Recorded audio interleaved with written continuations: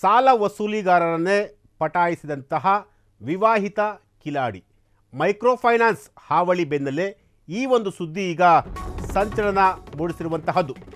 ವಸೂಲಿಗಾರನ ಕಾಟದಿಂದ ತಪ್ಪಿಸಿಕೊಳ್ಳಲು ಯುವತಿ ಮಾಡಿದ್ದೇನು ಗೊತ್ತಾ?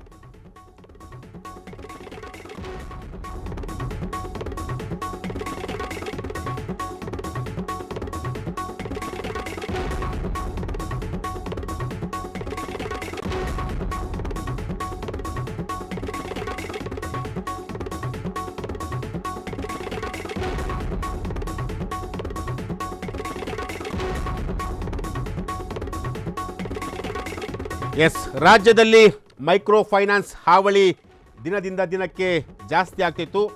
ಈ ಒಂದು ಹಾವಳಿಯಿಂದ ಹೇಗಾದರೂ ಮಾಡಿ ತಪ್ಪಿಸ್ಕೊಳ್ಬೇಕು ಅಂತೇಳಿ ಈಗ ಮೈಕ್ರೋ ಫೈನಾನ್ಸ್ ಹಾವಳಿ ಬೆನ್ನಲ್ಲೇ ಈ ರೀತಿಯಾದಂಥ ಒಂದು ಸುದ್ದಿ ಈಗ ಸಾಕಷ್ಟು ಸಂಚಲನವನ್ನು ಸೃಷ್ಟಿ ಮಾಡಿರುವಂಥದ್ದು.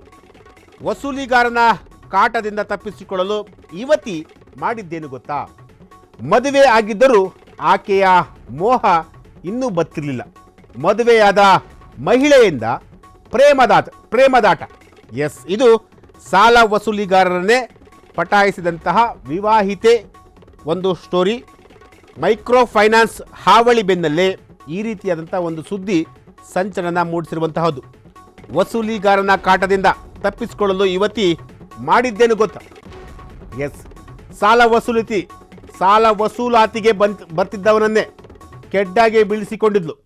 ಮದುವೆ ಆಗಿದ್ದರೂ ಕೂಡ ಆಕೆಯ ಮೋಹ ಇನ್ನೂ ಕೂಡ ಬತ್ತಿರಲಿಲ್ಲ. ಮದುವೆಯಾದ ಮಹಿಳೆಯಿಂದ ಈಗ ಒಂದು ಪ್ರೇಮದಾಟ. ಇದು ಮೈಕ್ರೋ ಫೈನಾನ್ಸ್ ಕುರಿತಾದಂತಹ ಒಂದು ಸ್ಟೋರಿ. ಈಗಾಗಲೇ ರಾಜ್ಯದಲ್ಲಿ ಮೈಕ್ರೋ ಫೈನಾನ್ಸ್ ಈ ರೀತಿಯ ಒಂದು ಕಳೆದ ಸುಮಾರು 1-1.5 ತಿಂಗಳಿಂದಲೂ ಕೂಡ ಮೈಕ್ರೋ ಫೈನಾನ್ಸ್ ಕಂಪನಿಗಳಿಂದ ಸಾಕಷ್ಟು ಜನರು ಕೂಡ ಬೇಸತ್ತಿ ಹೋಗಿದ್ರು. ಸೊ ಇದರಿಂದ ಹೇಗಾದರೂ ಮಾಡಿ ಹೊರಬರಬೇಕು ಅಂತೇಳಿ ಇಲ್ಲೊಬ್ಬಳು ಮಹಿಳೆ ಸಾಲ ವಸೂಲಿಗಾರನನ್ನೇ ಪಟಾಯಿಸಿದಳೆ. ಜೊತೆಗೆ ಮೈಕ್ರೋ ಫೈನಾನ್ಸ್ ಹಾವಳಿಯಿಂದ ತಪ್ಪಿಸಿಕೊಳ್ಳಲು ಈ ರೀತಿಯಾಗಿ ಮಾಡಿರುವಂತಹದ್ದು. ಈಗಾಗಲೇ ಆತನನ್ನೇ ಈಗ ಮದುವೆ ಮಾಡಿಕೊಂಡಿರುವಂತಹದ್ದು. ಬ್ಯಾಂಕ್ ಸಾಲ ವಸೂಲಿಗಾರ ನಿರಂತರ ಬಂದು ಕಾಟ ಕೊಡ್ತಾ ಇದ್ದ. ವಸೂಲಿಗಾರನ ಕಾಟದಿಂದ ಬೇಸತ್ತಿದ್ದ ವಿವಾಹಿತ ಮಹಿಳೆ ನಿರಂತರವಾಗಿ 5 ತಿಂಗಳು ಮನೆಗೆ ಬಂದು ಹೋಗುತ್ತಿದ್ದ ವಸೂಲಿಗಾರ. ಲಚುವಾಲ್ ಪೊಲೀಸ್ ಠಾಣಾ ವ್ಯಾಪ್ತಿಯಲ್ಲಿ ನಡೆದಿರುವಂತಹ ಒಂದು ಘಟನೆ.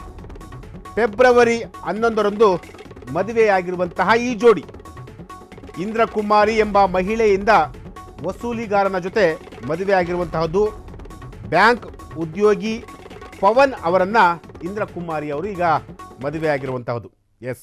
ಪವನ್ ಈತ ಮೈಕ್ರೋ ಫೈನಾನ್ಸ್ ಕಂಪನಿಯಲ್ಲಿ ಕೆಲಸ ಮಾಡ್ತಾ ಇದ್ದ. ಈತ ಯಾರ್ಯಾರು ಸಾಲವನ್ನು ಪಡೆದುಕೊಂಡಿದ್ರೋ ಅವರ ಮನೆ ಬಳಿ ಹೋಗಿ ಸಾಲವನ್ನು ವಾಪಸ್ ಪಡೆಯುವಂತಹ ಒಂದು ಕೆಲಸವನ್ನು ಮಾಡ್ತಾ ಇದ್ದ. ಸೊ ಆದರೆ ಈ ಪವನ್ ಏನು ಮಾಡ್ತಾನೆ ಅಂತಂತಂದರೆ ಮದುವೆಯಾದಂತಹ ಮಹಿಳೆಯ ಜೊತೆ ಮದುವೆಯಾದಂತಹ ಮಹಿಳೆ ಏನು ಮೈಕ್ರೋ ಫೈನಾನ್ಸಿಂದ ಸಾಲವನ್ನು ಪಡೆದಿರ್ತಾಳೆ, ಆ ಸಾಲವನ್ನು ವಸೂಲಿ ಮಾಡಲಿಕ್ಕೆ ಈ ಪವನ್ ಹೋದಂತಹ ಸಂದರ್ಭದಲ್ಲಿ ಇಬ್ಬರ ನಡುವೆ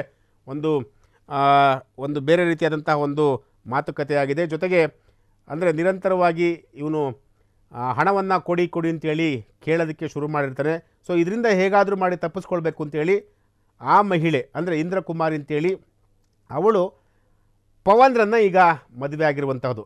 ಮದುವೆ ಆದರೆ ಸಾಲವನ್ನು ವಾಪಸ್ ಕೊಡೋದು ತಪ್ಪುತ್ತೆ ಅಂತೇಳಿ ಈ ರೀತಿಯಾಗಿ ಇಂದ್ರಕುಮಾರಿ ಅವರು ಈಗ ಮಾಡಿರುವಂಥದ್ದು. ಈ ಒಂದು ಘಟನೆ ನಡೆದಿರುವಂತಹದ್ದು ಇದು ನಮ್ಮ ಕರ್ನಾಟಕದಲ್ಲ, ಲಚುವಾಲ್ ಪೊಲೀಸ್ ಠಾಣಾ ವ್ಯಾಪ್ತಿಯಲ್ಲಿ ಈ ಒಂದು ಘಟನೆ ನಡೆದಿರುವಂತಹದ್ದು. ಫೆಬ್ರವರಿ 11ನೇ ತಾರೀಕು ಇವರಿಬ್ಬರು ಕೂಡ ಈಗ ಮದುವೆ ಆಗಿರುವಂತಹದ್ದು.